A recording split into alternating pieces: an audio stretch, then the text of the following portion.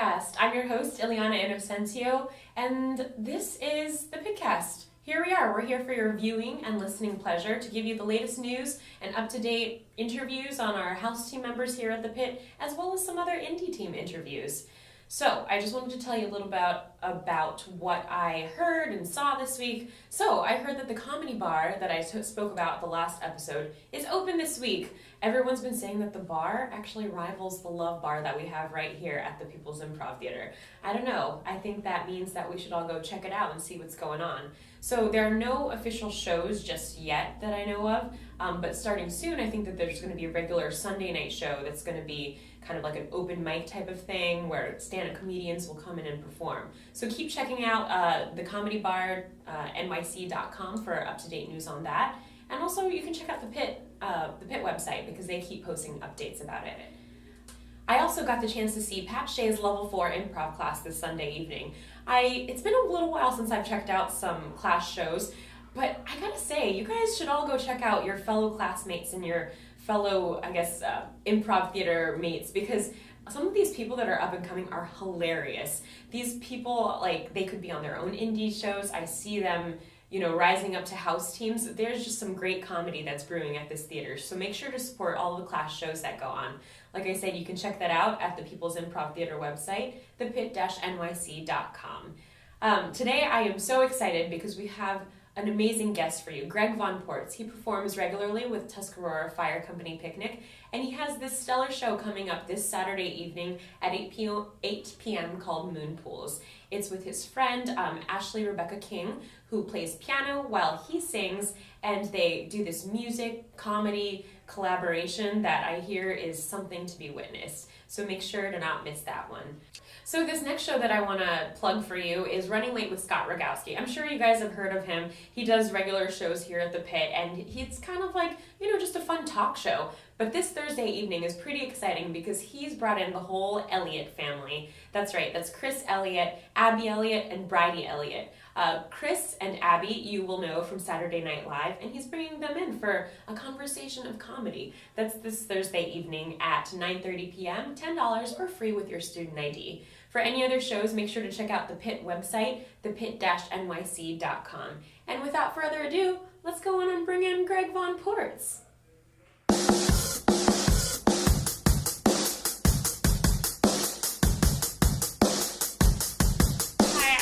So happy to welcome Greg Von Portz, who is a member of Tuscarora Fire Company Picnic. Hello. Hello. It's very nice to see you. Hello. Thank you for having me, and hello everyone listening and watching as well. Oh, yeah.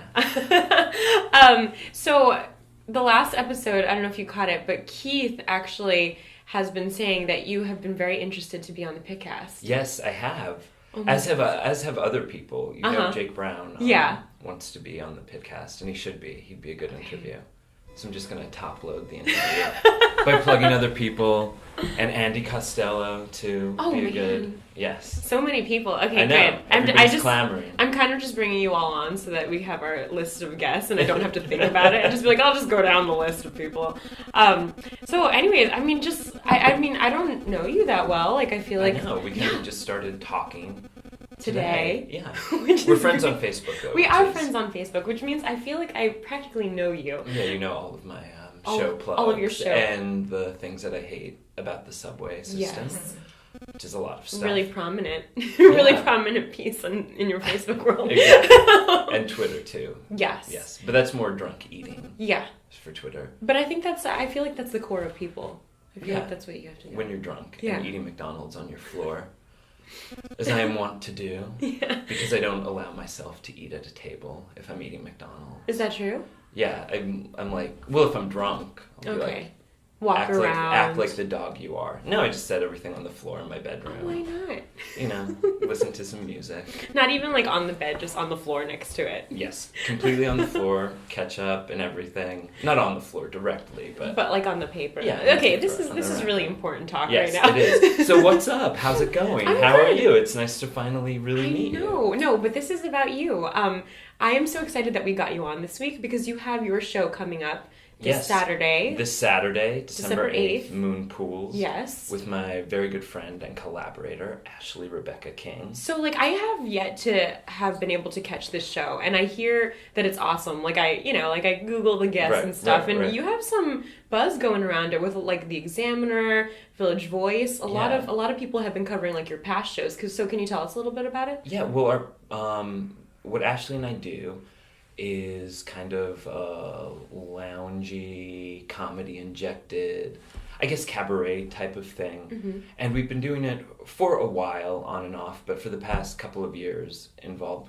with the Pit. Mm-hmm. Like 3 years ago, we did a show called In a Polynesian Mood. Okay. And then last year, we did Backlash. And those were more theatrical shows using the same premise, I guess, of a singer, piano player, singer, and those had more of a through line and, points to hit. Mm-hmm. Were really scripted. And so recently, for the past couple of months, we've been doing a show called Moon Pools, which is here at the People's Improv Theater. Mm-hmm. It's usually on Saturday nights. In fact, it's always been on Saturday nights. And it is downstairs. And it's just, I guess it's like an aperitif to a lovely evening or something. It's an hour-long show. Yeah. And an amuse-bouche between dinner and then going out and partying. Wow. Just a little cleanse your palate. Yeah. It's like a sophisticated party where people can just come, hang out, listen to me talk, sing. Wow. Sometimes they can sing along if I let them. There's a lot of audience participation. Oh, really? Contests. Yes, sing-alongs. You should come. I totally want to. Yeah. Yeah. I'll comp you. I'll get you a comp. What? I know people. We have the hookup here. That's awesome. So what made you want to start the show? Because you said you started it 3 years ago? 3 years ago. Well, Ashley and I met in college. Okay. And Marymount Manhattan College. I went there for a second. What did you go for? Musical theater and theater. So Patricia Simon. Oh, yes, of course. And Richard Niles. Yeah. Did you have any of them? I didn't have either of them, but Patricia I know. Yes, yeah. Yes, we all know. And we all know and love or hate her husband. John Simon. John Simon. The theater she talks about him all the time. Yes, he was a very important reviled theater critic back in the day, but I kind of like his stuff. Yeah, I think he's pretty on point. He has a very similar sense of humor to me. But, he got fired, so all right. Yeah, so we went to Marymount Manhattan College together, and it was post-September 11th, like directly, like within weeks. Oh, wow. Ashley was sitting on a stoop reading a psychology book, and we just started talking. We went to Duane Reade, and then we started going on auditions together. And we went to one audition that was just terrible. And I knew Ashley kind of played the piano. Mm-hmm.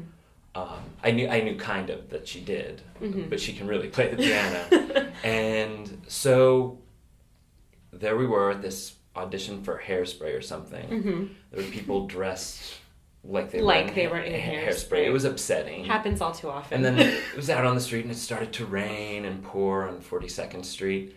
And we went to a diner, and I was like, we need to do something ourselves. Mm. You play the piano, you write, you sing. I write, I sing, I kind of play the piano, not as well as her, but... so then we just started to collaborate on stuff, and we did a lot of shows back in the day at a place called Danny's Skylight Cabaret Room, if you're familiar with it. Yeah. For those of you out there listening, it was a sea-themed cabaret space in the back of a Thai restaurant. Yeah. On 46th Street. On 46th Street, yeah. That's right. And it was kind of tacky and kind of like very old. And Blossom Dearie, if you know the singer-songwriter, Blossom Dearie used to do shows. We'd go on after her. Oh, wow. So that was kind of cool. Mm-hmm. And then for a while, we each did our own thing. And then a few years ago, we got back to working together on shows, cool. that we wanted to do. So all it took was that one bad audition. Yes, that's exactly all it took. Did you continue auditioning afterwards, or did you just occasionally. I haven't really auditioned full throttle. since that day. Since that day. Rainy day. Yeah, that rainy day in November. That's awesome. Yeah. So how did you fall into the improv community? Improv was something that I never really thought about doing. It was not something I, particularly was like, oh, I need to do improv. But then at the old UCB, when it was on whatever street, before it was under the Gristides, I went to see a show, and I was like, oh, this is great. And then got busy with classes and stuff at Marymount Manhattan College, 13th grade, as some people call it. I've never heard that. No, that's exactly, it's the right name for it. And years went by. A lot of this is a lot of time between things. Right. And I was working at a job, and I'm sure you've heard this story a lot, and I was just like, oh, God. Because instead of performing, I was like, I'm just going to work. Yeah. I'm going to work, I'm going to make money, God, yes. I don't need to perform. So it was miserable living in a 10 by 13 studio in the village, overpaying for it, and, throwing plates against the wall whenever I felt like it. So I just looked online, and I started to take classes at the UCB, but that was prohibitive, expense-wise.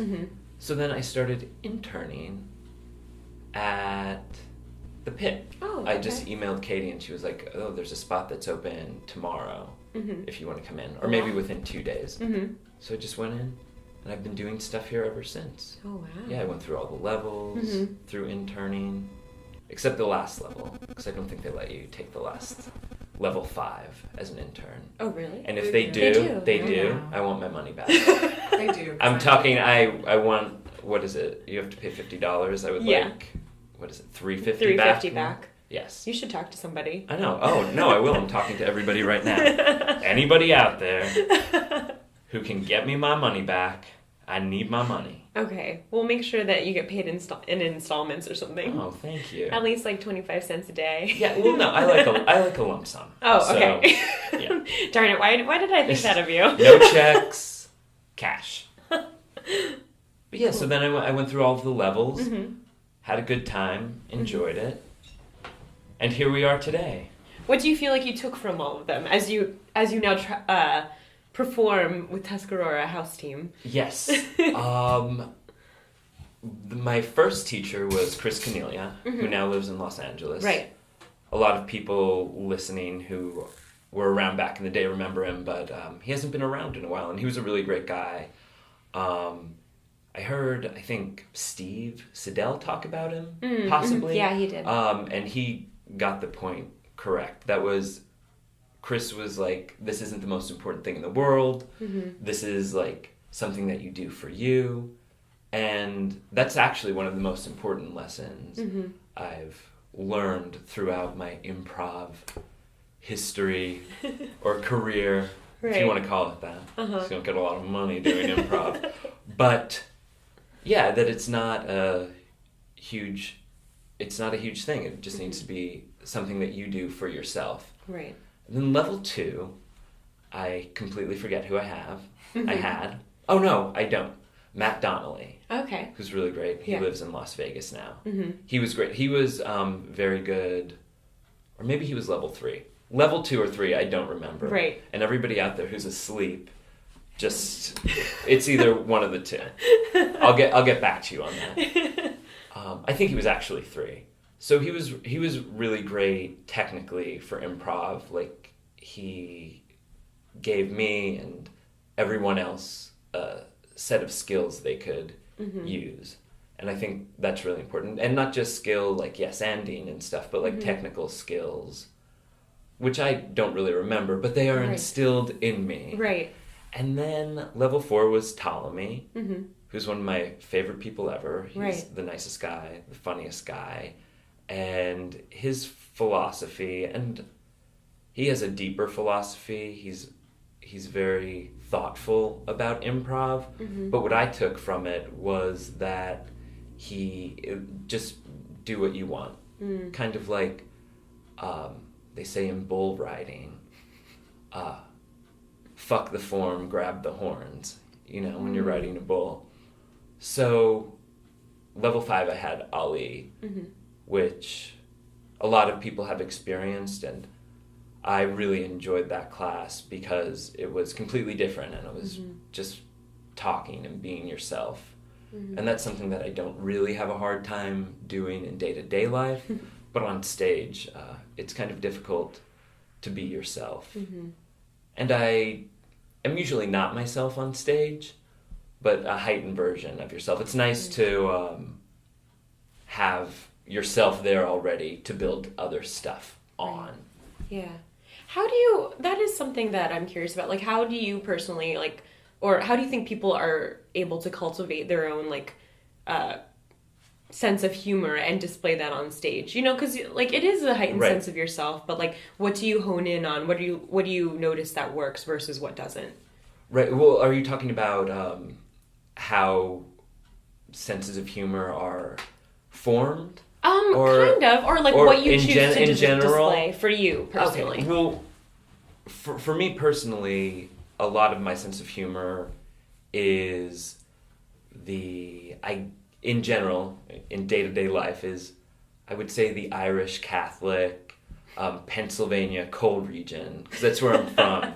Sense of humor, which is a great wit and a lot of sarcasm, even though some people think it's a crutch. I think it's a great way to get your point across. And just fun, bizarre, and sometimes profane or obscene, but not uncivilized. Okay. Yeah. If there were a really famous comedian that you saw now, is there anyone that you're like, oh, that's totally what I do, or what I aspire to be like? I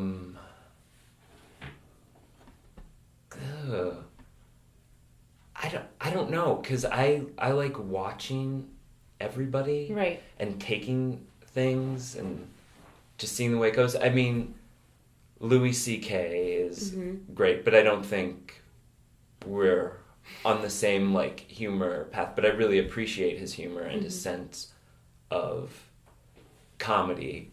For the most part. Right. Not all the time. Right. But you just glean and cull from all of the people. I think my sense of humor might be more from person on person, like my family and my friends and conversation. That's where I laugh the most, is in normal conversations with people I know and love. And sometimes people I don't really like, or, they can be funny too.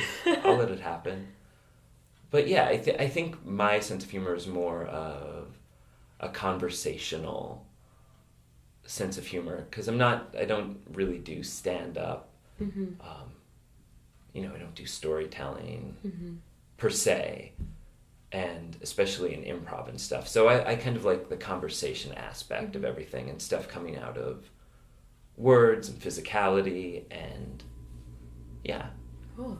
Yeah, I actually, going back to what you were saying about, being funny in your everyday conversations, there are a lot of people who start improvising and they're like, oh, why can't I get it? Right. I'm so funny, or I feel like I'm funny in person versus on stage. Right. What do you think makes it different, I guess? Well, I think what makes it different is if a person's funny in real life and, let's say, not funny on stage. I think the problem usually is they don't have a sense of theatricality, if that doesn't sound too obnoxious or pretentious. But just when you're on a stage, you're on a stage. You need to respect that, and you need to really not pander to the audience, but listen to the audience, where they take you.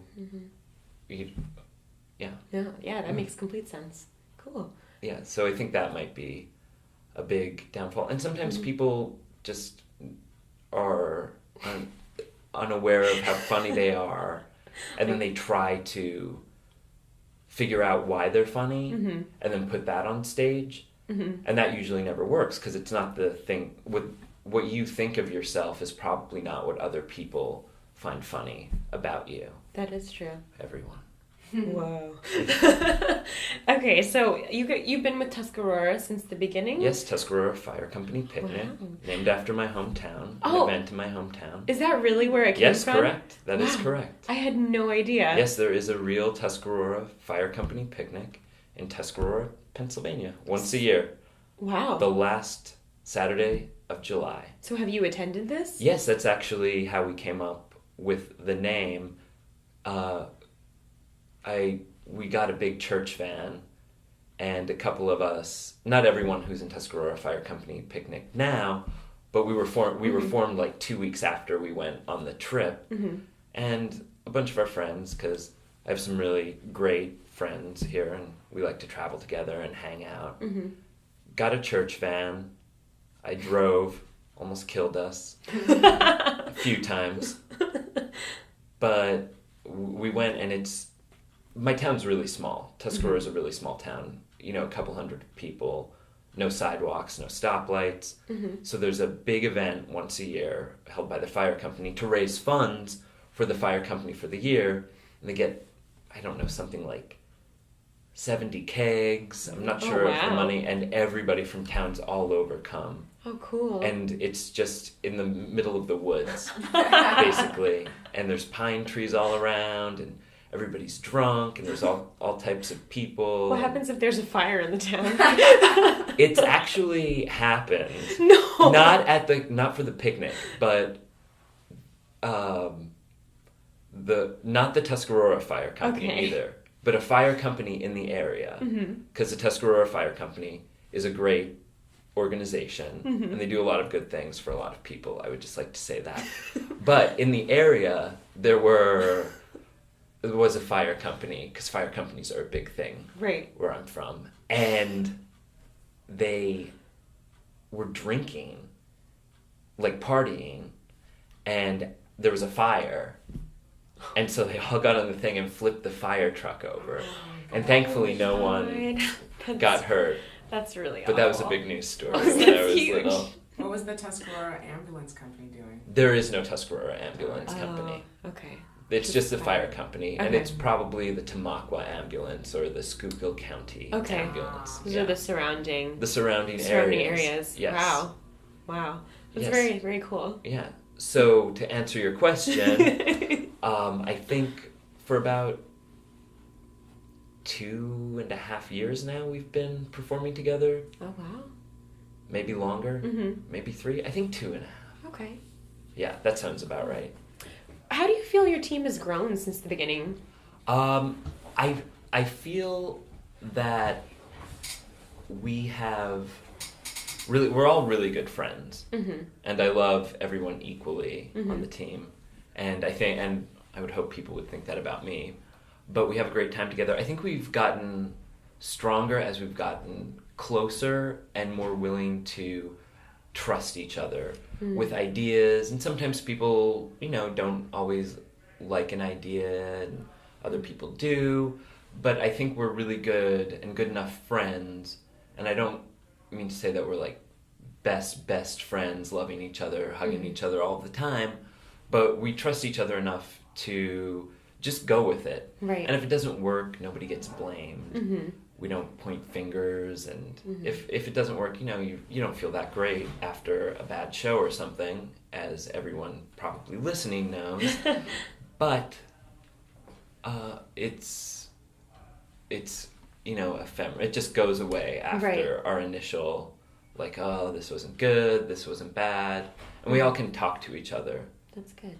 Yeah, usually. I don't think it's come up where we've ever gotten into a big argument over non-communication. And we all have pretty big personalities, so it's easy for us to talk. Like there's no other option. Yeah, there is no other option. But not in a mean way. Yeah. And we always communicate with each other. That's great. Yeah. How important do you think it is to have like that cohesive relationship to make a really great improv team on stage? I don't know if I would do improv if I didn't feel that way about the people I was performing with. Every now and then it's great to perform with people you don't know, and that's fun, but to have a regular week after week, and it's just really good I think, for everyone to have an unforced, if not friendship, some sort of agreement on this is what we're doing, this is where we're going, this is what we want to do. Mm-hmm.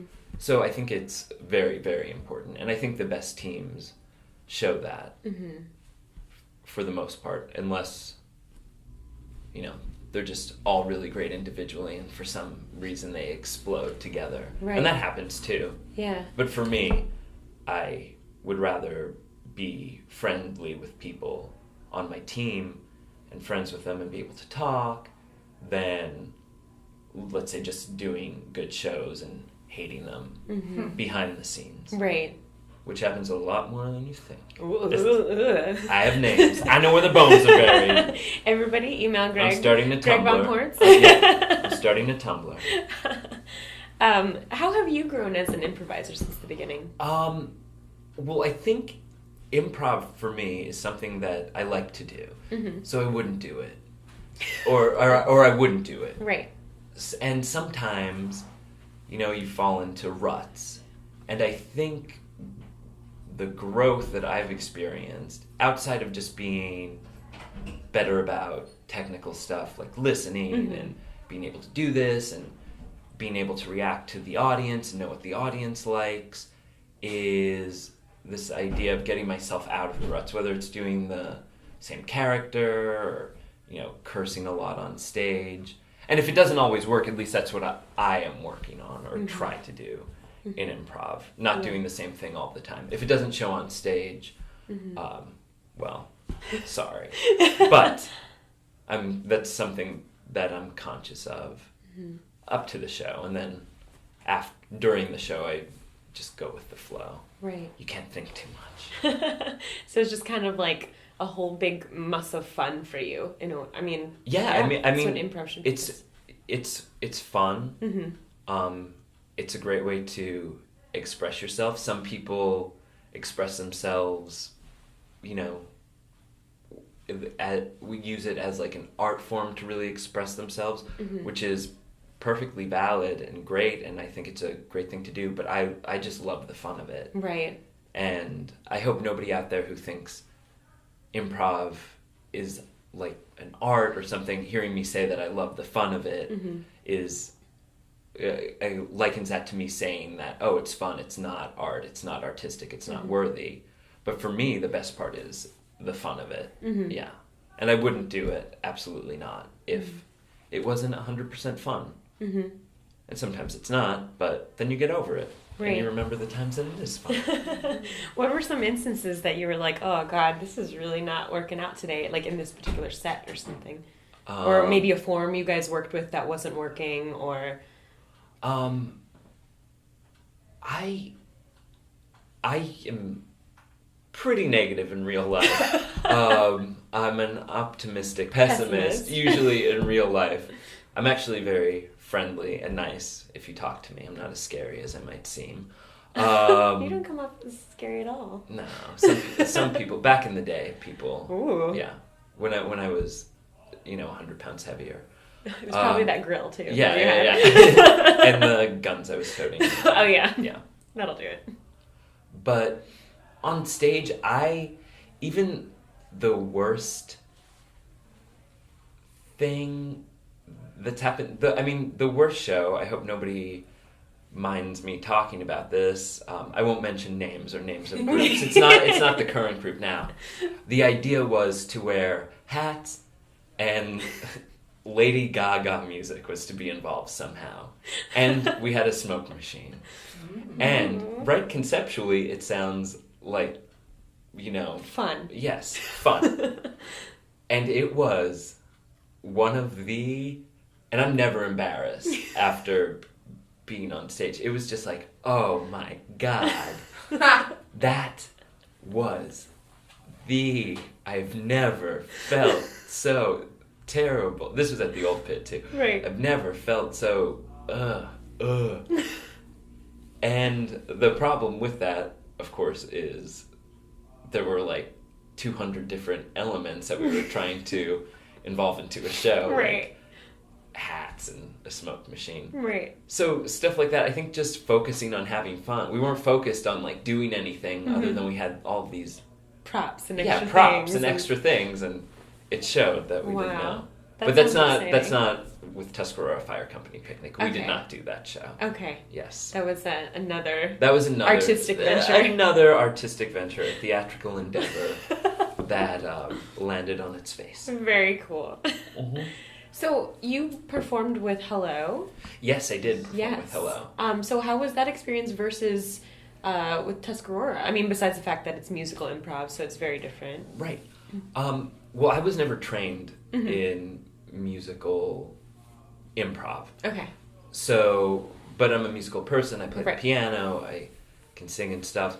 So it's something that for a while I was in practice groups doing it, and it was fun. And then Jeff asked me to be on Hello, and it's not that different from regular improv when you're really doing it and you know it's going well, except you're singing songs, and the songs kind of add a little like extra something to it. And Tuscarora has done musical shows before, and they're that's one of my favorite shows that we ever did together was our musical show.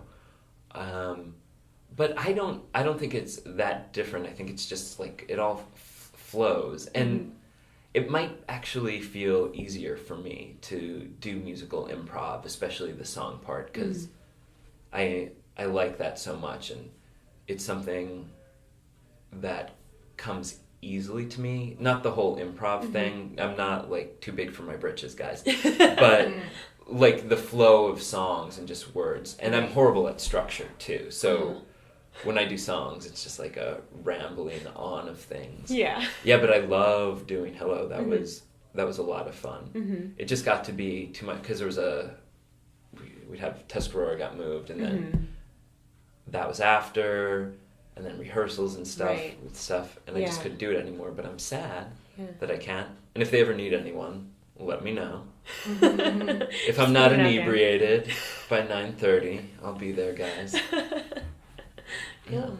That's nice. So what else do you have in store for your career moving forward? I mean, you have a lot of nice options like music as well as comedy and... Right. Well, I think right now I love performing every Friday night at 8 o'clock with Tuscarora Fire Company Picnic. And Ashley and I are trying to do Ashley Rebecca King, my collaborator. For Moon Pools. Yes, for Moon Pools. And we're trying to do a bunch of stuff. And then personally, I'm always writing, whether it's good or bad or just... I write more essay, stream of thought. More of a novelist. Yes. No. Just, I don't have the patience for that. Just... stream of consciousness type of thing. But yeah, Ashley and I are really trying to make Moon Pools good and something that people enjoy, and I think we're succeeding at that. Hopefully, like, we can work on bringing more people. If you're listening, so December 8th and January 26th and February 29th, we do it once a month. Yeah. So... yeah, it's about cultivating an audience. We'd like to have more of that. And in general, for me, I'm up for anything. I don't really like looking at myself. So maybe like web series or something isn't the best way for me to go. I'm very particular about what I look like. To me, and I don't really like listening to my voice, so recorded options might not be the first thing I go to. So you're not going to listen. But if anyone out there, for a couple of bucks, you got me. You'll do it. No, of course I'll listen to the podcast. I love the podcast. Come on. I mean, I like listening to what I have to say. I just don't like listening to my own voice. I hear you. But yeah, more stuff maybe. Plays or sketch or something, but for the next few months, I'm focused on stuff that I'm doing with Ashley and other things, because we also write music together, and we're working on writing other stuff outside of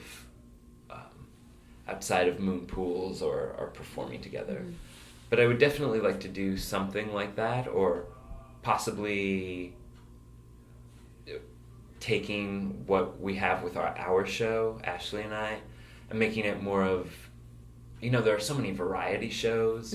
So not a variety show, but just, like a jam, like a hangout, like a Playboy After Dark type of thing. I don't know where we do that or how we're doing it, but that's something we're working on together. Yeah, I meant to ask, how do you, because you have had so many different, genres, I guess, for each of your Moonpool shows. Yeah. How do you draw from it? I know the next one is a holiday show, that's kind of nice, but... Well, Ashley and I spend a lot of time rehearsing together. A lot of time. Yeah. And we're really good friends, and we've been friends for years now. So sometimes we'll talk, sometimes it'll be over G-Chat, but usually in person we'll just have ideas, or I'll have a list of ideas, Ashley will have a list of ideas, and then we'll just go off of each other's ideas and then come up with the theme. Like the Clueless show we did a couple of months ago, or a couple of shows ago, we came up with years ago to just do as a show that we do over and over again.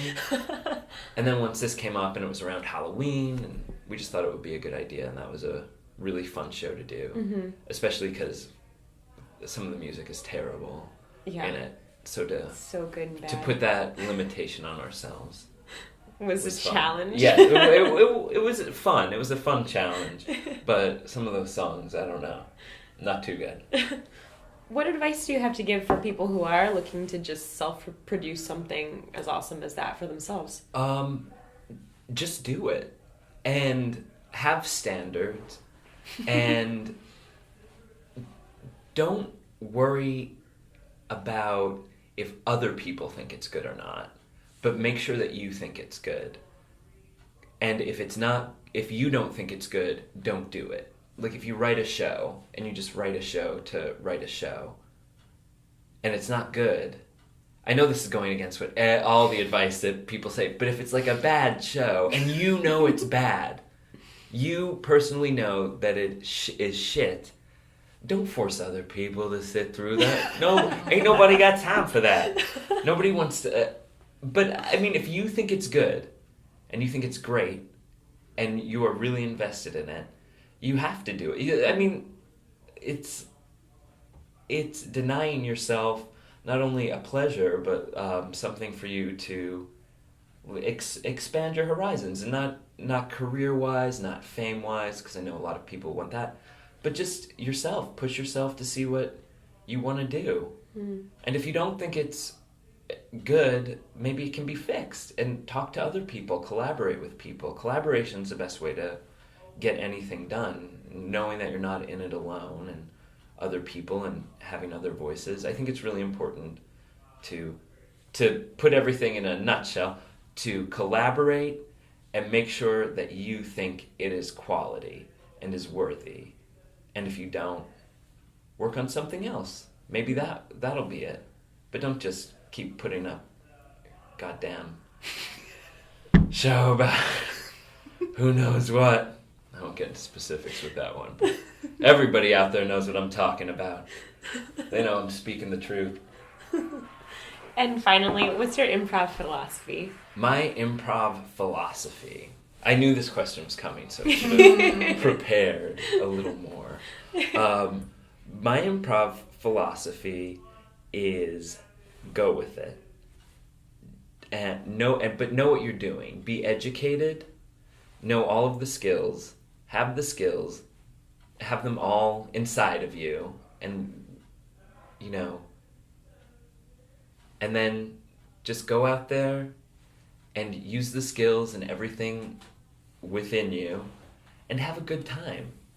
And if you have a good time, everybody has a good time. People on your team, the audience.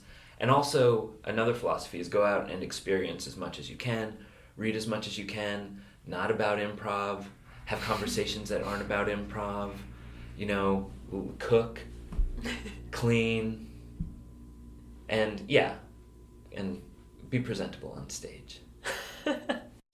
Thank you so much again for listening to the PITcast, and thank you so much to Greg Von Portz. Be sure to check out his show. I hope you really enjoyed his interview. We've been wanting to get him on for a very long time, and we're so happy it finally happened.